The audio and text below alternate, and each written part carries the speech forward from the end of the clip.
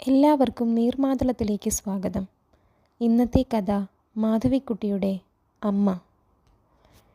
20 പൈസയ്ക്ക് പച്ചക്കറി വാങ്ങി മടങ്ങുന്ന ആ വൃദ്ധയെ ഒരു കറുത്ത മെർസിഡീസ് കാർ തള്ളിയിട്ടു. അവർക്ക് തൻ്റെ വലത്തേക്കാൽ പതഞ്ഞുവെന്ന് തോന്നി. പക്ഷേ അയ്യോ എന്ന് നിലവിളിക്കുവാൻ കൂടി നാവ് ഉയർന്നില്ല. വേദന അവരെ അത്ര കണ്ട് മരവിപ്പിച്ചിരുന്നു. കാർ ഒരു സിൽക്കാരത്തോടെ ധൃതിയിൽ ഓടിപ്പോയി. വൃദ്ധ ചിതറിക്കിടക്കുന്ന വെണ്ടയ്ക്കകളുടെ ഇടയിൽ ആ തെരുവിൽ ഒരു പൊളിഞ്ഞ പാവയെപ്പോലെ അങ്ങനെ കൊഴിഞ്ഞു കിടന്നു. വേദന എല്ലാ അവയവങ്ങളെയും മരവിപ്പിച്ചിരുന്നു. എങ്കിലും എപ്പോഴും ഒരു കൊഴുത്ത വെള്ളം ഒഴുകിക്കൊണ്ടിരുന്ന ആ കണ്ണുകൾക്ക് മരവിച്ചയുണ്ടായിരുന്നില്ല. വെളുത്ത സാരിയിൽ ഒരു ചുവന്ന വൃത്തം വളർന്നു വികസിച്ചു വരുന്നത് അവ നോക്കിക്കൊണ്ടിരുന്നു. തൻ്റെ സൈക്കിൾ നിർത്തി ഒരു പാൽക്കാരൻ അവരുടെ അടുത്തേക്ക് ചെന്നു. "എന്തു പറ്റിയമ്മേ?" അയാൾ ചോദിച്ചു. കാറ് ആ വൃദ്ധയെ തട്ടിയിടുന്നത് അയാൾ കണ്ടിരുന്നു. "അമ്മേ" എന്ന് വിളി കേട്ടപ്പോൾ വൃദ്ധയ്ക്ക് കുറച്ച് ശക്തി വീണ്ടു കിട്ടിയതുപോലെ അനുഭവപ്പെട്ടു. കാരണം കുറച്ചു കൊല്ലങ്ങളായി അവരെ അങ്ങനെ ആരും സംബോധന ചെയ്തിട്ട്. 5 or 6 കൊല്ലങ്ങൾക്ക് മുമ്പ് തൻ്റെ മക്കൾ അമ്മേ അമ്മേ എന്ന് എത്ര തവണ വിളിച്ചിരുന്നു. അന്ന് അവർ തന്നെ ഉപേക്ഷിച്ചു പുറം രാജ്യങ്ങളിലേക്ക് പോയിക്കഴിഞ്ഞിട്ടുണ്ടായിരുന്നില്ല. അന്ന് താനും സ്നേഹിക്കപ്പെട്ടവളായിരുന്നു. എത്ര തുണികൾ അലക്കിക്കഴിഞ്ഞു. തൻ്റെ കൈകൾ കൊണ്ട് എത്ര ഊണുകൾ ഉണ്ടാക്കി ഊട്ടിക്കഴിഞ്ഞു. ഇനി ചെയ്യാൻ ബാക്കിയൊന്നുമില്ലെന്ന സ്ഥിതിയായി. മക്കൾ ഭാര്യമാരെയും കൊണ്ട് രാജ്യം വിടുകയും ചെയ്തു. "എന്താണ് പറയുന്നത്? എനിക്കൊന്നും മനസ്സിലാവുന്നില്ല," പാൽക്കാരൻ അവരുടെ നേർക്ക് തല കുനിച്ചുകൊണ്ട് പറഞ്ഞു. അയാൾ അവരെ സാവധാനത്തിൽ എഴുന്നേൽപ്പിച്ചിരുത്തി. അവരുടെ വലത്തെ കാലിൽ നിന്ന് അപ്പോഴും ചോരയൊഴുകിക്കൊണ്ടേയിരുന്നു. ചുവപ്പുള്ളതും ചൂടുള്ളതുമായ ചോര. രക്തത്തിന് നരയില്ലല്ലോ, വാർദ്ധക്യ ലക്ഷണങ്ങളില്ലല്ലോ.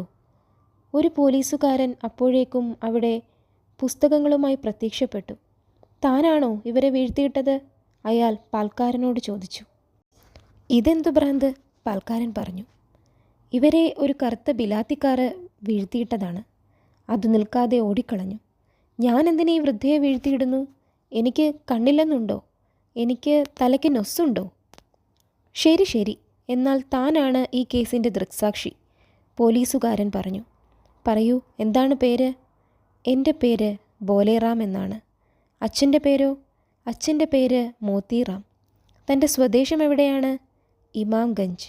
"ഇമാംഗഞ്ചോ? അതെവിടെ കിടക്കുന്നു?" "ഇതെന്തൊരു ഭ്രാന്താണ്?"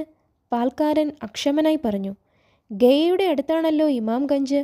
ഇത്ര കൂടി പോലീസുകാർക്ക് അറിയില്ലെന്നോ?" "അയ്യോ, എനിക്ക് തീരെ വയ്യ," വൃദ്ധ ആവലാതിപ്പെട്ടു. "ഇവരെ വല്ല ഡോക്ടറുടെയും അടുത്തെത്തിക്കട്ടെ," പാൽക്കാരൻ പറഞ്ഞു. എന്നിട്ടാവാം തൻ്റെ ചോദ്യവും ഉത്തരവും. "ഇവരുടെ കാലിൽ നിന്ന് ചോര ഒഴുകുന്നത് തനിക്ക് കാണാനില്ലേ?" "ചോദ്യങ്ങൾ മുഴുവിക്കാനാകാതെ ഞാൻ എങ്ങനെ ഈ കേസ് റിപ്പോർട്ട് ചെയ്യും?" പോലീസുകാരൻ ചോദിച്ചു. "റിപ്പോർട്ട് ചെയ്യുന്നു. നിങ്ങൾക്കും ഒരു അമ്മയില്ലേ? ഈ വൃദ്ധയെ റോഡിൽ കിടത്തി മരിപ്പിക്കാനാണോ തൻ്റെ ഉദ്ദേശം? മാറി നിൽക്കിൻ, ഞാനൊരു ടാക്സി വിളിക്കട്ടെ." "അയ്യോ, എനിക്ക് തീരെ വയ്യല്ലോ," വൃദ്ധ ആവലാതിപ്പെട്ടു. പാൽക്കാരൻ ഒരു ടാക്സി നിർത്തി. അതിലേക്ക് വൃദ്ധയെ താങ്ങിയെടുത്തു വെച്ചു. "ഡോക്ടറുടെ അടുത്തേക്ക്," അയാൾ ടാക്സി ഡ്രൈവറോട് പറഞ്ഞു. "കാലിൽ നിന്ന് ചോര ഒലിക്കുന്നത് നിർത്തട്ടെ. 1/4 മണിക്കൂറായി ഇത് തുടങ്ങിയിട്ട്." "ഇത് നിങ്ങളുടെ അമ്മയാണോ?" ടാക്സി ഡ്രൈവർ ചോദിച്ചു. "എൻ്റെ അമ്മയല്ല," പാൽക്കാരൻ പറഞ്ഞു. "എൻ്റെ അമ്മയാണെങ്കിൽ ഈ വയ്യാത്ത കാലത്ത് പച്ചക്കറി വാങ്ങാൻ ഞാൻ അവരെ പുറത്തേക്ക് അയക്കില്ല. ഇവരെ ഞാനിന്ന് ആദ്യം കാണുകയാണ്. ഒരു കറുത്ത ബിലാത്തിക്കാറ് ഇവരെ തട്ടിയിട്ട് കാലാകെ ചതച്ചിരിക്കുന്നു. എനിക്കും പലയിടത്തും പാലെത്തിക്കണം. നിങ്ങൾക്കും ഞാൻ പണം തരാം.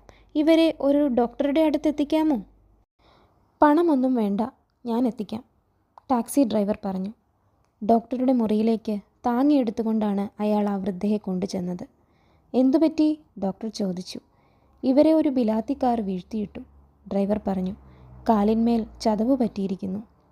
"ഇവിടെ കിടക്കൂ അമ്മേ." ഡോക്ടർ ആ വൃദ്ധയെ കട്ടിലിൽ പിടിച്ചു കിടത്തി. വീണ്ടും "അമ്മേ" എന്ന വിളി. വൃദ്ധ കണ്ണുകൾ മിഴിച്ചു, ചുറ്റും നോക്കി. ഡോക്ടർ ആ മുറിഞ്ഞ കാല് പരിശോധിക്കുകയായിരുന്നു. "അമ്മയ്ക്ക് വേദനിക്കുന്നുണ്ടോ?" ഈ ചോദ്യം പണ്ടൊരിക്കലും താൻ കേട്ടുവല്ലോ. വൃദ്ധ ആലോചിച്ചു. പണ്ടൊരിക്കൽ താൻ തലവേദനിച്ച് കിടന്നപ്പോൾ 10 വയസ്സായ മകൻ വന്ന് അവൻ്റെ ചെറിയ കൈത്തലം തൻ്റെ നെറ്റിയിന്മേൽ വെച്ച് ചോദിച്ചു, "അമ്മയ്ക്ക് വേദനിക്കുന്നുണ്ടോ?" അവൻ്റെ കണ്ണുകൾ നിറഞ്ഞിരുന്നു. അവനും എത്ര വേഗത്തിൽ മറ്റൊരാളായി തീർന്നിരിക്കുന്നു. അവനെ കണ്ടിട്ട് തന്നെ എത്ര കൊല്ലങ്ങളായി. കണ്ടാൽ തനിക്ക് തിരിച്ചറിയുമോ? എന്താണ് പിറുപിറുക്കുന്നത്? ഡോക്ടർ ചോദിച്ചു. എനിക്ക് മനസ്സിലാവുന്നില്ല. വേദനിക്കുന്നുണ്ടോ? ഞാനിപ്പോൾ സമാധാനമാക്കി തരാം. അയാൾ ചോര കഴുകി തുടച്ച് ആ മുറിവ് കെട്ടി. എവിടെയാണ് താമസിക്കുന്നത്? അയാൾ ചോദിച്ചു. എവിടെയാണമ്മേ നിങ്ങളുടെ വീട്? ടാക്സി ഡ്രൈവർ ചോദിച്ചു. പഹാഡ്ഗഞ്ച്. അവിടെ നിങ്ങളെ ശുശ്രൂഷിക്കാൻ മക്കളൊക്കെ ഇല്ലേ? ഡോക്ടർ ചോദിച്ചു. വൃദ്ധ തല കുലുക്കി. ഞാൻ അവരെ വിളിപ്പിക്കണോ? അയാൾ ചോദിച്ചു. വേണ്ട, ഞാൻ പൊയ്ക്കോളാം. എനിക്കൊക്കെ മാറി, വൃദ്ധ പറഞ്ഞു. അവരെ പേടിപ്പിക്കുന്നത് എന്തിനാണ്? ഞാൻ കൊണ്ടുപോയി ആക്കിത്തരണോ? വേണ്ട, ഞാൻ എൻ്റെ വണ്ടിയിൽ കൊണ്ടുപോവാം, ടാക്സി ഡ്രൈവർ പറഞ്ഞു. അയാൾ അവരെ വീണ്ടും താങ്ങിപ്പിടിച്ച് കാറിൽ കയറ്റിയിരുത്തി. വെണ്ടയ്ക്കയൊക്കെ പോയി, വൃദ്ധ പിറുപിറുത്തു. പഹാഡ്ഗഞ്ചിൽ അവർ കാണിച്ച വീടിൻ്റെ മുമ്പിൽ കാർ നിർത്തിക്കൊണ്ട് ഡ്രൈവർ പറഞ്ഞു. അമ്മയെ മക്കളുടെ അടുത്താക്കിയിട്ടേ ഞാൻ മടങ്ങുകയുള്ളൂ. അതൊന്നും വേണ്ട മോനെ, വൃദ്ധ പറഞ്ഞു. വെറുതെ കുട്ടികൾ പേടിക്കും. എൻ്റെ വേദന മാറി, ഞാൻ തന്നെ പൊയ്ക്കോളാം. അവർ തൻ്റെ കഴുത്തിൽ കെട്ടിയ ചരടിൽ തൂങ്ങിയിരുന്ന ഒരു താക്കോല് കൊണ്ട് വാതിൽ തുറന്ന് അകത്തേക്ക് കടന്നു. ടാക്സി ഡ്രൈവർ മടങ്ങിപ്പോയി. വൃദ്ധ മുറിയിൽ കണ്ണോടിച്ചു. അല്ല, വെള്ളം എടുത്തു വെക്കുവാൻ താൻ മറന്നുവോ? പച്ചക്കറിയുമില്ല, വെള്ളവുമില്ല. ഇന്ന് തനിക്ക് പട്ടിണി തന്നെ.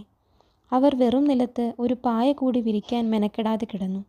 കരിഞ്ഞ മരങ്ങളുടെ വേരുകൾ മണ്ണിൽ നിന്ന് പിടിച്ചു വടുവിച്ച് മേൽപോട്ടുയരുന്നതുപോലെ.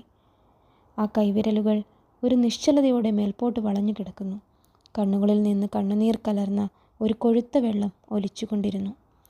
താൻ എല്ലാം ചെയ്തു കഴിഞ്ഞിരിക്കുന്നു, അവർ തന്നെത്താൻ പറഞ്ഞു. എത്ര തുണികൾ അലക്കിക്കഴിഞ്ഞു, എത്ര ഊണുകൾ ഉണ്ടാക്കി ഊട്ടി, എത്ര തവണ ഉറക്കമൊഴിച്ചിരുന്ന് കുട്ടികളെ ശുശ്രൂഷിച്ചു. ഇപ്പോൾ അവരെല്ലാം വളർന്ന് അച്ഛന്മാരായി. ഇപ്പോൾ തന്നെക്കൊണ്ട് ആർക്കും ഒരു ആവശ്യവുമില്ലാതായി. കറുത്ത കാറിന് അതറിയാമായിരുന്നു. അമ്മയ്ക്ക് വേദനിക്കുന്നുണ്ടോ? 10 വയസ്സായ മകൻ കണ്ണുനീരൊഴുകുന്ന മുഖത്തോടെ തന്നോടാണ് ആ ചോദ്യം ചോദിച്ചത്. അന്ന് അവൻ തന്നെ സ്നേഹിച്ചിരുന്നു. വൃദ്ധയ്ക്ക് പെട്ടെന്ന് ചിരിക്കുവാൻ തോന്നി. കാരണം കിട്ടാത്ത ഒരാനന്ദം. വായന ഇഷ്ടമായെങ്കിൽ ലൈക്ക് ചെയ്യൂ, സബ്സ്ക്രൈബും ചെയ്യൂ. ഇനിയും കേൾക്കാൻ ആഗ്രഹിക്കുന്ന കഥകളുണ്ടെങ്കിൽ കമൻറ്റ് ചെയ്യാൻ മറക്കരുത്. നന്ദി.